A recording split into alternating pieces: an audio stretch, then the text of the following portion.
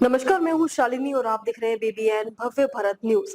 चलिए शुरू करते हैं आज की मुख्य खबरें। दिल्ली की मुख्यमंत्री रेखा गुप्ता को बंगला अलॉट होने के बाद आम आदमी पार्टी के नेता प्रेस कॉन्फ्रेंस का जनता को बताया कैसे शीश महल पर चिल्लाने वाले 15 रूम का बड़ा बंगला 2 बंगले को जोड़कर 30 रूम का बंगला मुख्यमंत्री रेखा गुप्ता अपने नाम लिया। बड़े बड़े जनरेटर लगाए जा रहे हैं जिससे मुख्यमंत्री साहिबा को कोई दिक्कत न हो। किसी भी समय बिजली काटने पर बड़े जनरेटर का इस्तेमाल किया जाएगा। आम आदमी पार्टी के नेता ने कहा है कि दिल्ली की जनता गर्मी में मर रही है, कोई देखने वाला नहीं है। वहीं मुख्यमंत्री के घर पर बड़े बड़े जनरेटर लगाए जा रहे हैं। सुनिए क्या कहा। जो लोग ये कह रहे थे कि हम शुचिता की राजनीति करेंगे, समाज के में जो सबसे अंतिम श्रेणी पर बैठा हुआ व्यक्ति है उसके कल्याण की चिंता पहले करेंगे, अपने कल्याण की चिंता बाद में करेंगे, तो अब हमारी जानकारी में जो स्पष्ट जानकारी आई है, श्रीमती रेखा गुप्ता दिल्ली की मुख्यमंत्री,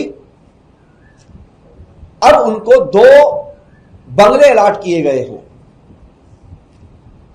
और 2 बंगले जो अलॉट किए गए हैं उसके अंदर जो बंगले का एड्रेस है 1/8 और 2/8 राजनिवास मार्ग पर।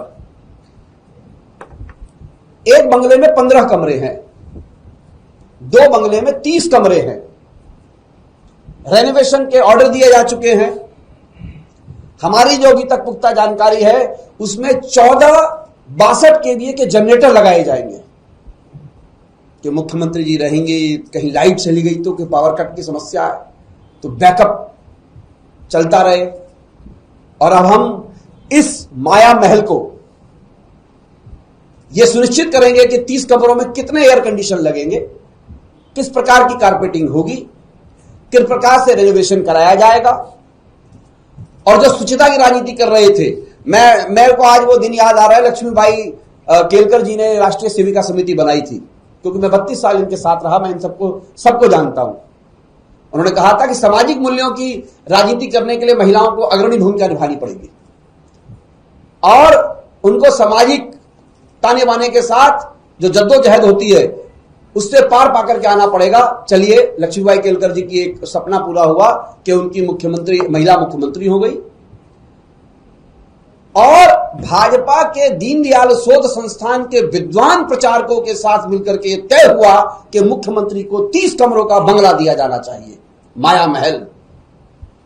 दिल्ली वहां से अब चलेगी और इस माया महल के साथ साथ आप भाजपा के जो लोग आरोप लगाते रहे हमारे पूर्व मुख्यमंत्री के और हमारे संयोजक के ऊपर, अब उन लोगों को भी देखिए कि पुष्कर सिंह धामी उत्तराखंड के मुख्यमंत्री जो रंग महल में रहते हैं, 60 कमरे हैं उसमें, कितने जनरेटर लगे हुए हैं, कितने बैकअप, उसके अंदर AC लगे हुए हैं, पूरा महल तैयार किया हुआ है, कभी उस पर चर्चा नहीं करते हैं।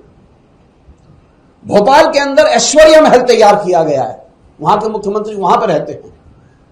इनके मुख्यमंत्री ऐश्वर्या महल में रहेंगे, रंग महल में रहेंगे।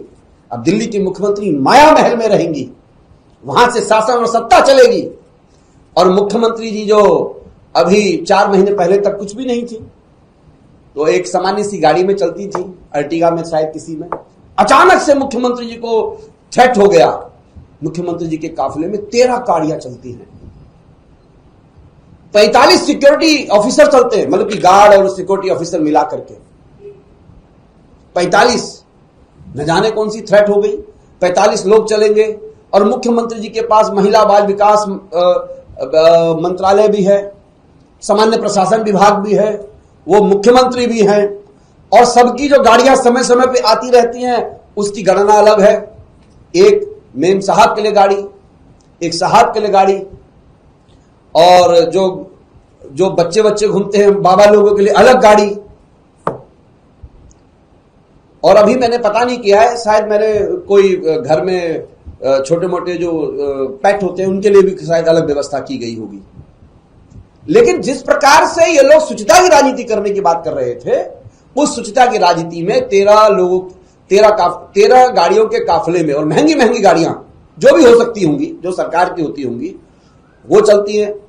45 सिक्योरिटी के ऑफिसर चलते हैं, पूरा ट्रैफिक रूट को फॉलो करने की जो प्रक्रिया में अलग से मैन पावर लगती है वो चलता है। अब 30 कमरों का माया महल बुक किया गया है। तो अभी तक के लिए इतना ही। मैं शालिनी आपसे विदा लेती हूँ। अगली खबर में फिर मुलाकात होगी एक और खास खबर के साथ। तब तक के लिए बने रहिए BBN भव्य भारत न्यूज के साथ। नमस्कार।